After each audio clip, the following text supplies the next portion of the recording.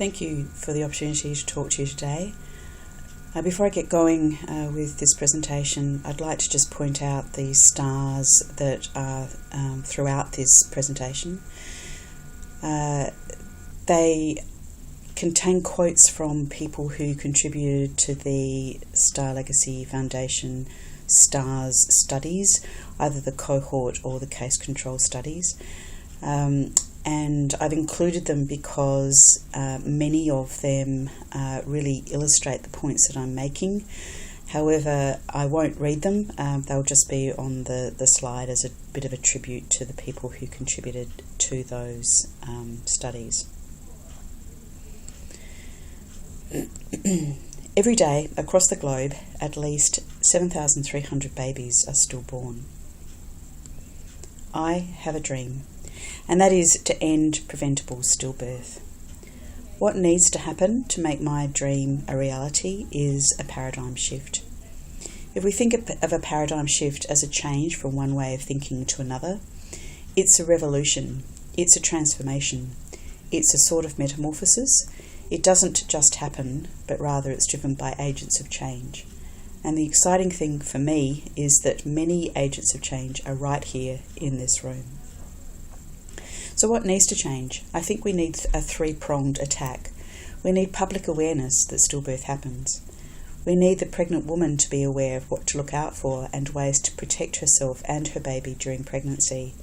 And we need care providers improved awareness of risk factors and what to look out for, and that they need to take care to listen to women appropriately responding to their concerns. So, awareness. The study by Alex Heasel that was published in the recent Lancet series contained a supplement which had the results of a survey that they had conducted internationally. And this particular survey was included parents, care providers and general community members from both middle-income countries and high-income countries across the globe. They asked a range of quite telling questions, and the bottom one is there's lack of awareness of stillbirth. And as you can see, there's really a broad agreement from whoever you are that that's the case across the globe. So making pregnant women aware is kind of predicated on somebody making her aware, and that really does fall to maternity care providers. Problem is we actually don't talk, and there's a range of reasons for this. The first is that we fear quite commonly that we'll make the woman anxious, and I'm not sure that that's the case, and I don't think that we've got much evidence to say that we make women anxious. In fact, I think that by giving information we actually empower people normally. I think that we have a general consideration, and again this is worldwide, that it's only a baby and really not quite the same as losing a child. And again, this is borne out in Alex's survey, where he asked a stillborn baby is the same as the death of a child, and actually again you can see pretty much the figures here highlighted that there's a disturbing lack of agreement with that as a statement. Then we have superstition and stigma, and again across the globe we've got situations where people are afraid to say the word stillbirth lest it actually happen to them. And then with respect to stigma, a lot of places, again across the globe, actually place blame on the mother for the stillbirth, for causing the stillbirth or for having the stillbirth. And again, in this particular study, you can see that the death of a baby is usually the mother's fault. And again, we've got some disagreement with that, but we've actually got agreement across the board that that's the case as well. So that's also something that we really do need to change. We have a sense of helplessness about stillbirth, that somehow stillbirth isn't preventable, and again, there's broad agreement that stillbirths are preventable, and again, that's seen across the globe. So we've got a lot of work to do, really, in this area of awareness. And then finally, I think that we have a general thought that care providers won't talk to women unless they consider that they're at risk. And as we heard from Alex and others yesterday, that's actually not the case. That a lot of people end up having a stillbirth and have no risk factors or no discernible risk factors at all. So really, just as everybody needs to be given information about putting their baby back to sleep, everybody needs to be given information about risk factors for stillbirth. If we compare SIDS to stillbirth, I think that it's quite a helpful comparison to make. With SIDS, we know there's no cause. It's probably multifactorial, and there certainly is the potential to make people anxious and upset if you talk to them about the death of a baby. Exactly the same with stillbirth. We know there's no known cause. It's probably multifactorial, and there certainly is the potential to make people upset and anxious. What can we learn from the success of reduction in SIDS? Well, I think we need to understand that we don't know what causes SIDS, and we still don't, but we've certainly worked out how to protect the vulnerable baby by recommending that all babies are put to sleep on their back. Can we actually bring that message into our care with respect to stillbirth? And I think the answer is yes. I think that there are large lessons that can be learnt from public awareness around SIDS reduction, and the effect of a simple, doable message that many people across the globe are actually working on. If you think about awareness campaigns, we always need to consider the why. So why might the audience be motivated to do what we're asking them to do? And in order to persuade people to do something, we first must make them aware of the issue and give them facts. And in the case of a stillbirth public awareness campaign, that means that we actually need to say how common stillbirth is in order to get people to adopt the simple, doable message that we're asking them to do. If we look at the kinds of messages that we need to be talking about, I still think that my acronym, which is now a little old, excuse me, published in 2010, I think, is that stillbirth happens, and that's the why. That there needs to be general awareness, getting to know and advocating for the baby. That there needs to be a element of understanding that fetal well-being is important, and ways of telling that through movement and other forms of monitoring. And empowering the woman to act, so things to ask the care provider. So what's happening in the world with respect to public awareness messages? Well, I think Tommy's is leading the way. There is absolutely no doubt that Tommy's is running really rather awesome public awareness campaigns, and I think that's only a matter of time before we see a downturn in stillbirth rate in response to these kind of public awareness messages. So let's have a look at the most recent one from Tommy's, which is their Always Ask campaign.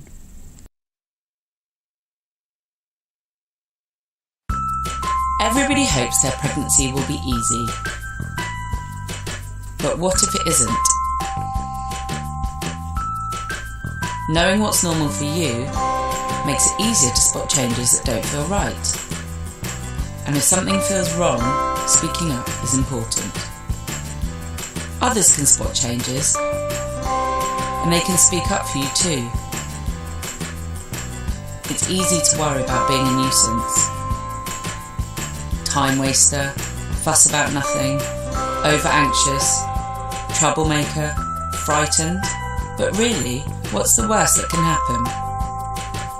We'd rather reassure you 100 times than miss a problem once.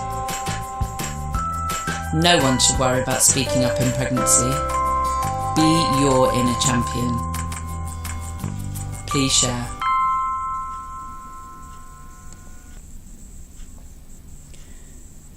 So, Tommy's actually have a campaign that's 5 minutes long as well.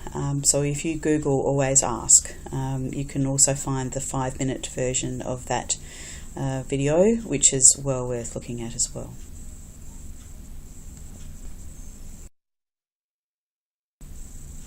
So in Australia there is a group called Still Aware who are also working in the public awareness space, and they've produced some really good materials, particularly about fetal movements, but not only about fetal movements. And they've produced a short television ad, which I'd like to show you because it indicates the kind of calibre of work that they're doing. In the 3rd trimester, you and your baby are a team. You're in sync, and you should feel movement every day. So if something feels irregular, chat to your doctor or log on to stillaware.org. So the last example of a public awareness campaign that I'd like to show you is one that's been recently launched in Wales called Keeping You and Your Baby Safer During Pregnancy.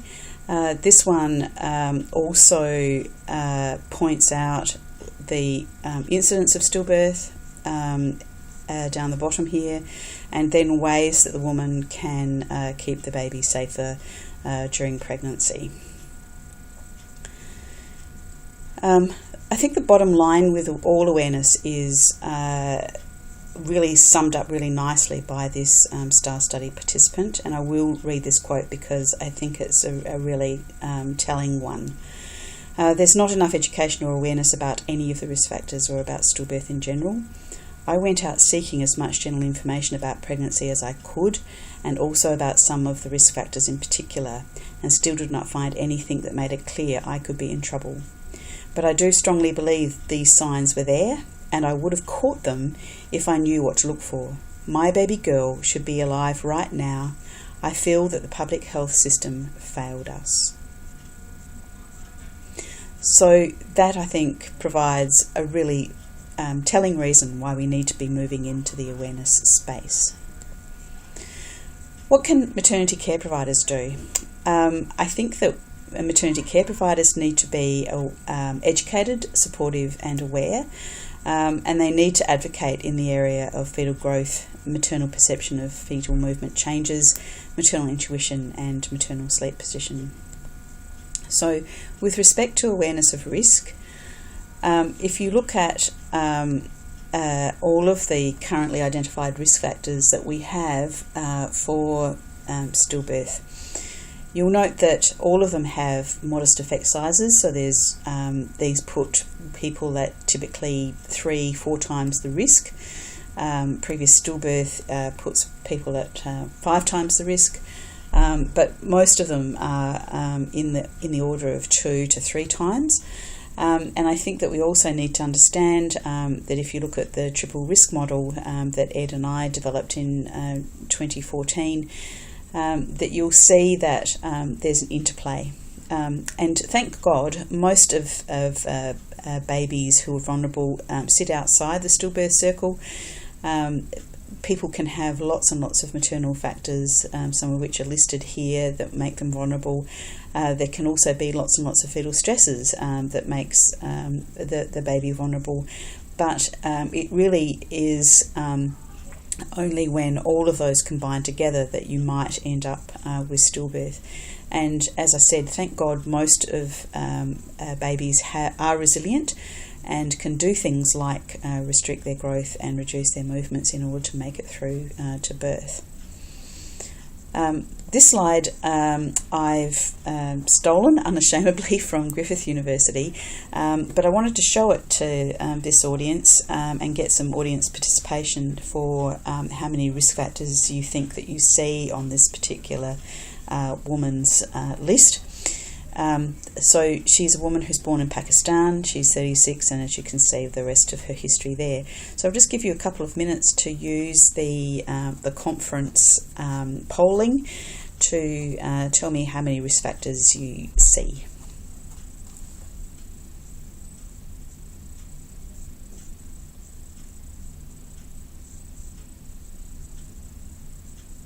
So there are actually 6, but the polling indicates that people are seeing anything from 0 to 10.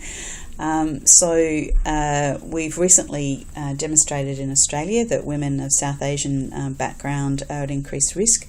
Her age puts her at increased risk, the fact that she's having her first baby, the fact that she smokes, that she's had a high BMI, and that it's an IVF pregnancy, all risk factors for stillbirth. Now I'd like to show you risk factors for fetal growth restriction. So here we have a different woman, and her outline of her case is here. So how many risk factors for fetal growth restriction do you see?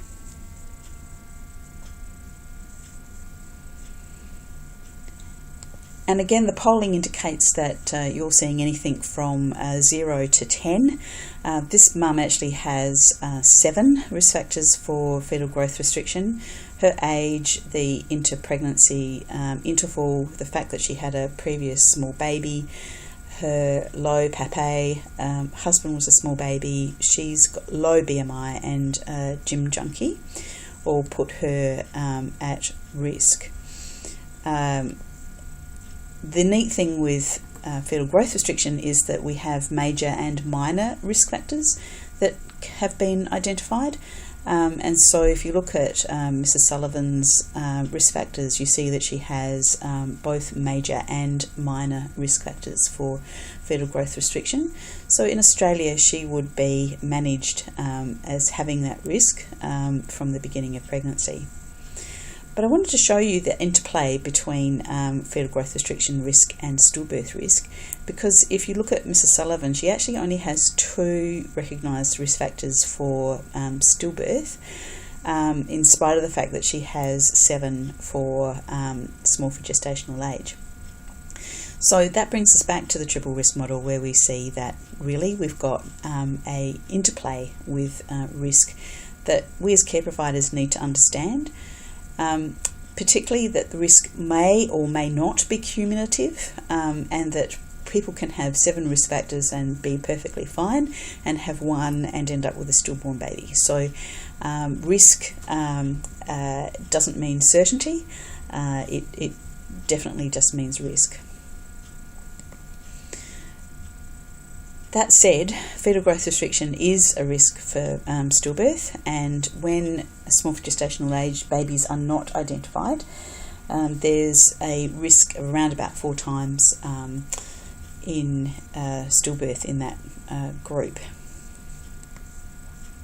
But, and it's a pretty big but, we have a problem with identifying fetal growth restriction, and it lies in finding the preterm sick small to deliver and to leave the well constitutionally small to gestate, and to find the term sick small to deliver, as well as the growth restricted apparently not small at risk appropriately grown baby.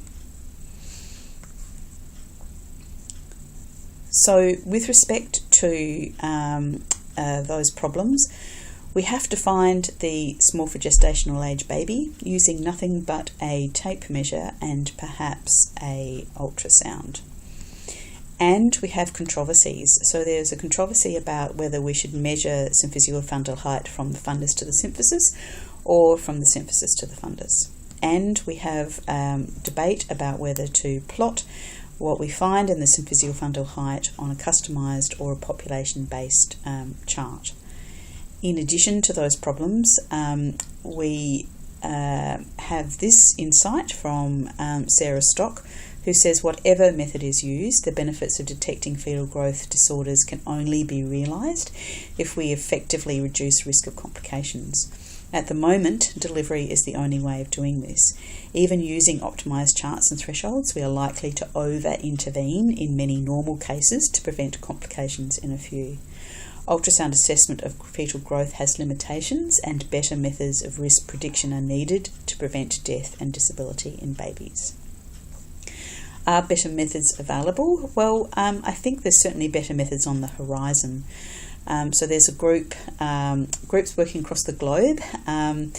There's a group in Australia led by Susan Walker, who's looking at placental RNA circulating to detect the baby who may be at increased risk of late onset fetal growth restriction through a non-invasive blood test. So there's certainly work across the globe which is going on which shows promise. Moving on to fetal movements. We have known for the longest time that fetal movement reduction puts the pregnancy at increased risk. I want to mention the STAR study, which I'll talk about further on Friday. But for those in the room who don't know, we conducted a cohort study with 1,700 women with a nested case control arm, where we had 153 stillborn cases and 480 live-born controls.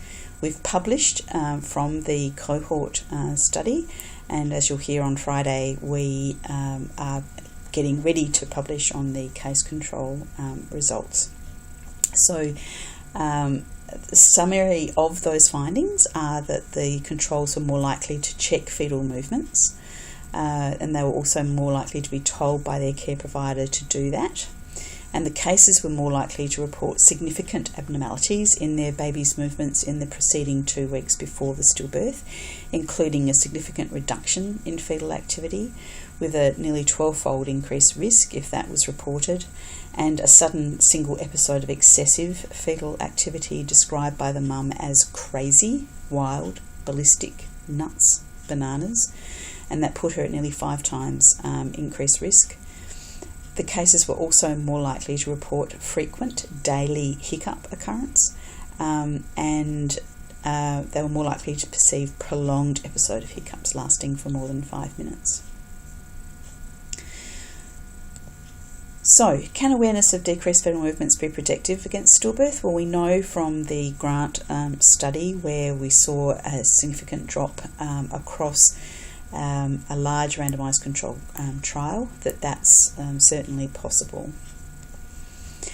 We also know from Scotland, who have established the Maternity and Child Quality Improvement Collaborative in 2010, which set the aim of having most pregnant women in Scotland having a documented conversation with midwife about fetal movement in the middle of the pregnancy. And in Scotland, they have seen a significant reduction in stillbirth since the introduction of that method. They are the first to say that no one factor can be attributed to this reduction, but it's certainly encouraging that the rate of stillbirth is now at the lowest ever recorded in Scotland. Does telling women about decreased fetal movements make them anxious? Well, I think that the study from VET and others in 2009 suggests that that's not the case. And we are all anxiously looking forward to hearing from the AFFIRM study and also the My Baby's Movement study in Australia, who are asking about anxiety and the message as well. So stay tuned, but it doesn't seem as if telling women about decreased fetal movements makes them anxious. But, and again, it's a pretty big but, there are a lot of myths that need to be busted. The first is that it's normal to feel less movement towards the end of pregnancy. That is absolutely not the case. Fetal movements do not normally decrease close to term. In fact, if they do, we know that that puts the pregnancy at substantial increased risk. We know that there's a myth that women who experience decreased fetal movements should be told to sit down and drink a cold or sweet drink before coming in. And one of the things that I talk about with my students is that actually that makes no physiological sense whatsoever. To think that you can get a baby to move when a cold drink enters the stomach at least 10 centimetres away from where the uterus is, and that both organs are at body temperature, it defies reason really as to why that is still a proposed method of quote waking up the baby. I guess the other thing is that we also need to consider is that even if it does happen that drinking a cold or a sweet drink does cause the baby to move, that the bottom line is that it can't possibly improve fetal well-being. So if you imagine that you've got a cold and you're feeling a bit sluggish and you're in bed, somebody gives you a cold drink and it makes you feel better for a minute, and you might get up and kind of move around for half an hour or so based on that nice cold drink of water. Is that drink of water going to make you well? And the answer is no. So if anything, it's a dangerous thing to do, because even if it happens that the baby does move by some miracle, it's certainly not going to make the baby well. And then the final myth is, well, baby moves 10 times in a period of time. And the problem with this myth is that the 10 times is not standard across the globe. So we have 10 times in an hour, 2 hours, 4 hours, 8 hours, 24 hours, etc. And lots of periods of time in between. So 10 is pretty standard, but the period of time that 10 is supposed to happen in is not. And I'd like to illustrate this by showing you a picture of my granddaughter moving when she was a fetus. I'd like you to count how many times this baby moves in this very short video, and then we'll talk about it once you've done that.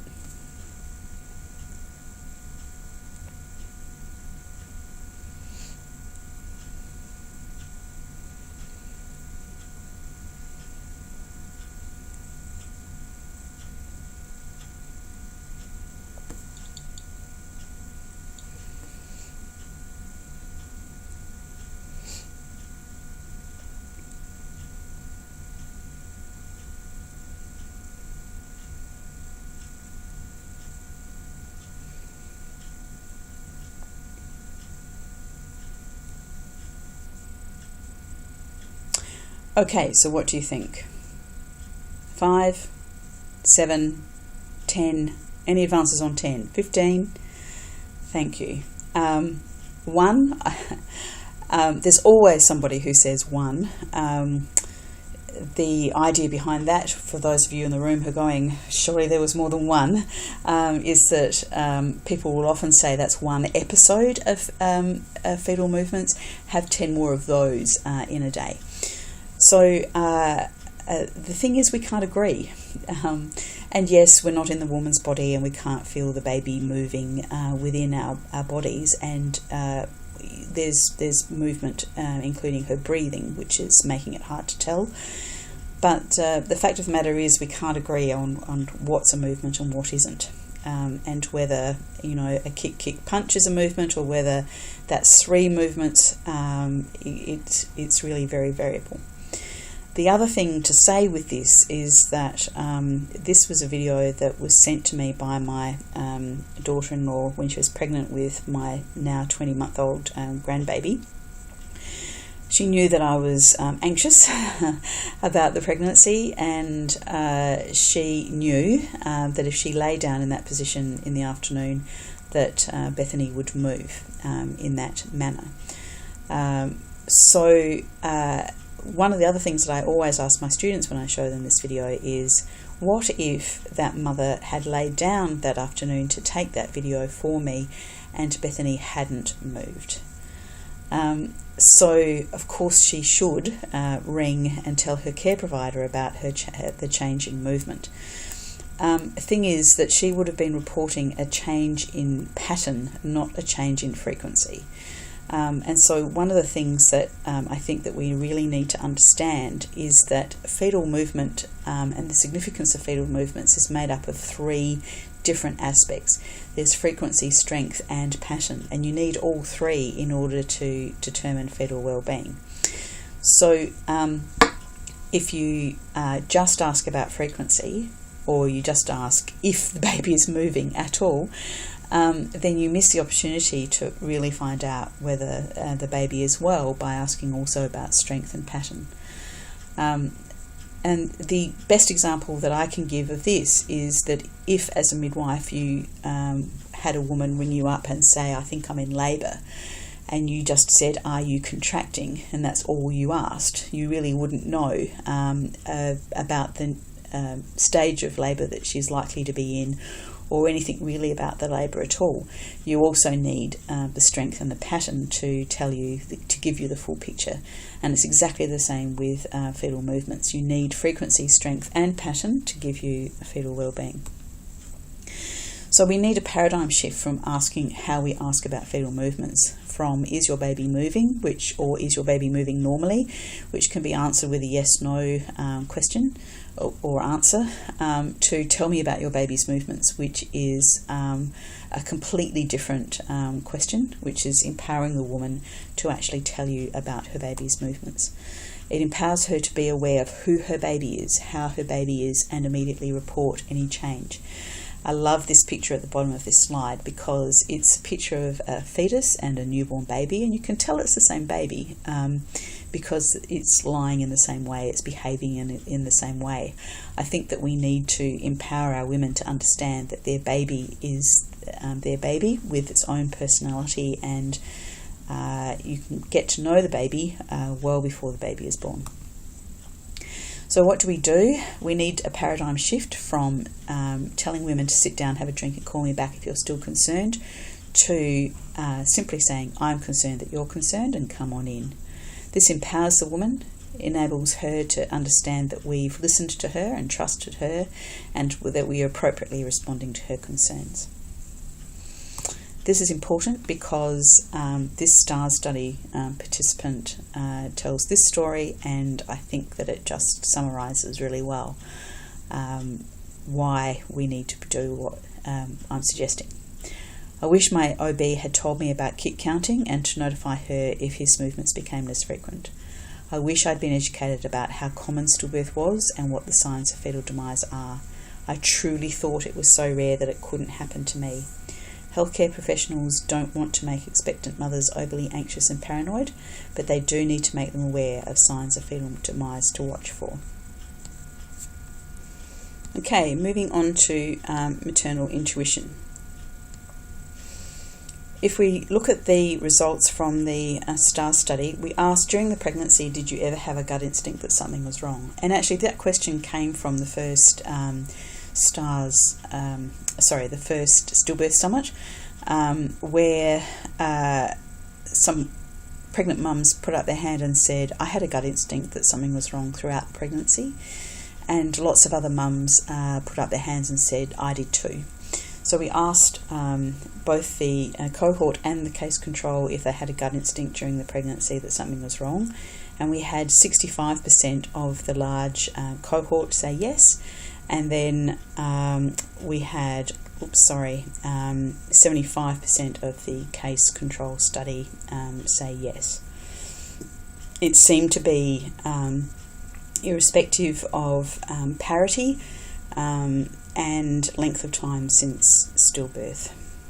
We had some themes around when the gut feeling occurred, and I think that the most interesting one from my perspective was the people who said that they had the gut feeling right from the beginning of the pregnancy, and then said things like, this STARS mum did, the OB wouldn't listen to me and dismissed my fears.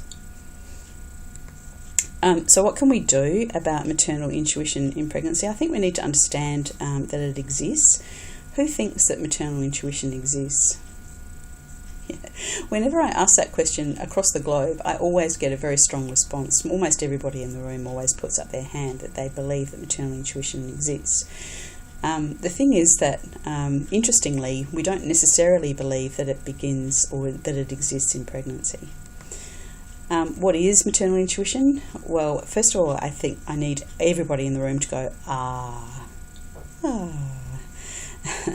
The picture on this slide is of my daughter and grandbaby Mabel. Mother's intuition is the natural inborn intelligence that guides and supports her to deeply know, without external influence, what is truly right and correct for her child's best interest and well-being. I think we need to understand that we already use maternal intuition in practice. Certainly paediatricians understand this, that mothers have a sixth sense about their baby.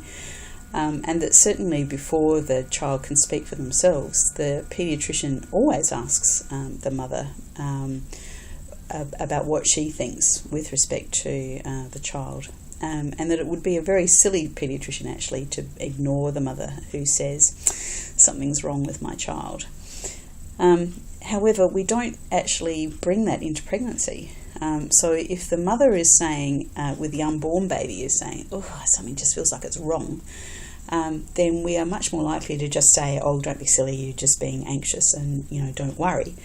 Than if the same mother, a week later, who's got a baby in her arms, is saying, oh, something's wrong, immediately we are more likely to be trusting that mother. So there's a bit of a paradigm shift that we need to make there as well.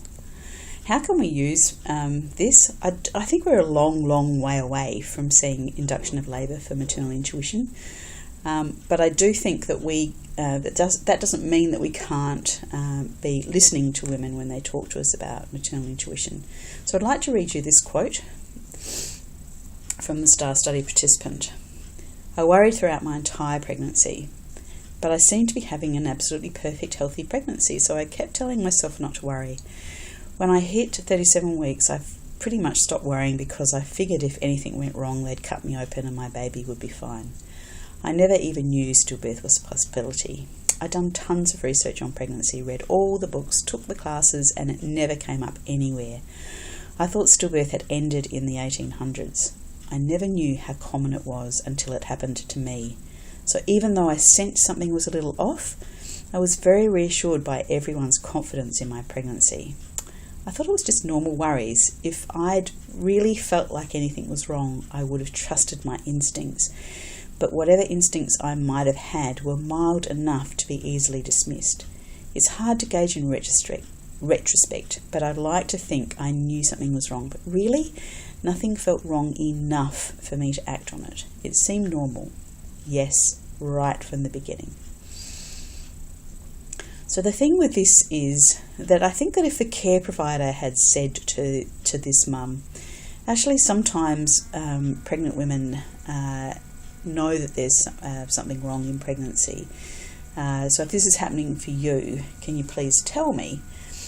Then there was the possibility at least that this mum might have worked with the care provider to pick up on the later problems that she had, ultimately stopping the regret of not listening to her gut and the fact that always would haunt her.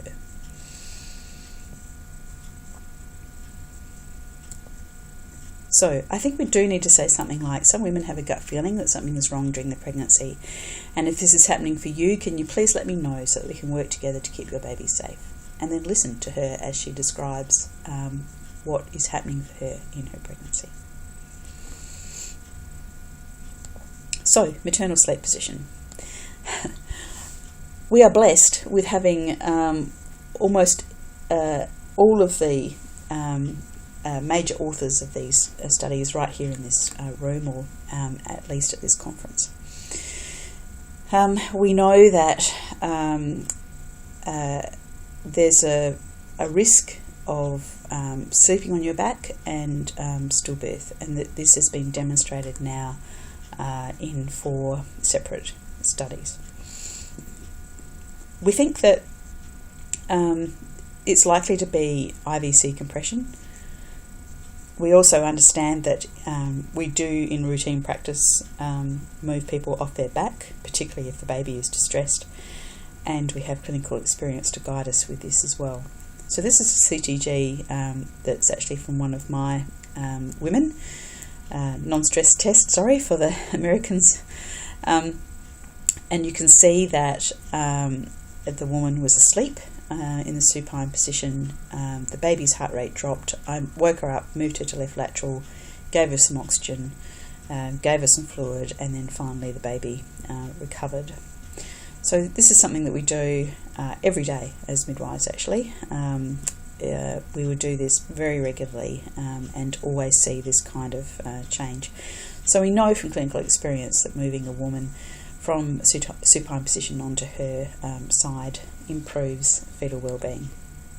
And we take care to tell women to avoid supine position during the day. And it's avoided during labour, birth, obstetric ultrasound and all these other sorts of times, yet we're not currently advising women to avoid the supine sleeping position. So I'd like to show you this slide and ask you what you think happened in New Zealand in 2011. We have the most recent data. It was released last week actually from New Zealand, which gives us the stillbirth rate in pairs of years from 27, 8, 9, 10, etc., as you can see. And then of course 15 doesn't have a pair yet, and we'll get that next year when that report comes out. But you can clearly see that there was a significant drop in stillbirth rate from the years 29, 10 to 11, 12, which causes you to ask what happened in 2011. Now the report itself is interesting because it talks about noticing this drop and attributing it to things like, we've gotten better with teenage mums and pregnancy, we've gotten better with giving a don't smoke in pregnancy message, we've gotten better with intrapartum care, we've gotten better with counting stillbirths. And really it wasn't until this year that the report suddenly added, and we've gotten better at talking about avoiding supine sleep. But the thing that happened in New Zealand in 2011 was that Thomasina Stacey released her findings from her PhD study with accompanying across the globe, commentary from lots of different media, mass media, social media accompanying that. And then also we had from Ed Mitchell this statement: despite urging caution, midwives appear to have accepted the findings and are advising their patients to sleep on their left. So as a result of Thomasina's findings in 2011 and onwards, there has been widespread introduction of telling women to settle to sleep on their left side. And Ed is saying, and you have to agree with him, it's obvious that we can't exclude other reasons for the decline, but it's certainly tempting to believe that the decline is that more women are sleeping on their left.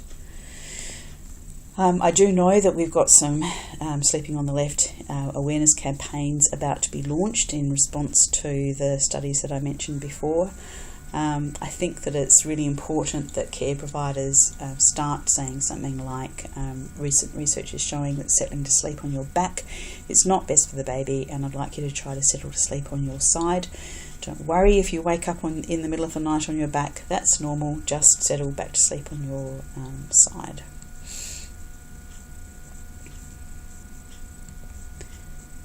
$300. In the time that I've been speaking to you, 300 babies have died across the globe. We need to find a way to stop this from happening.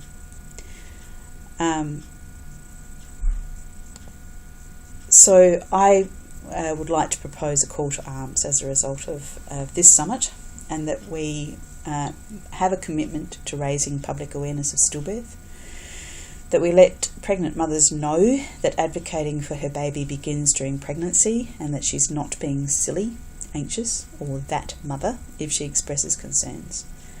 That we make it everyone's responsibility, and that includes care providers, family and friends, to listen to and support the pregnant woman to immediately act on her concerns. Where to from here?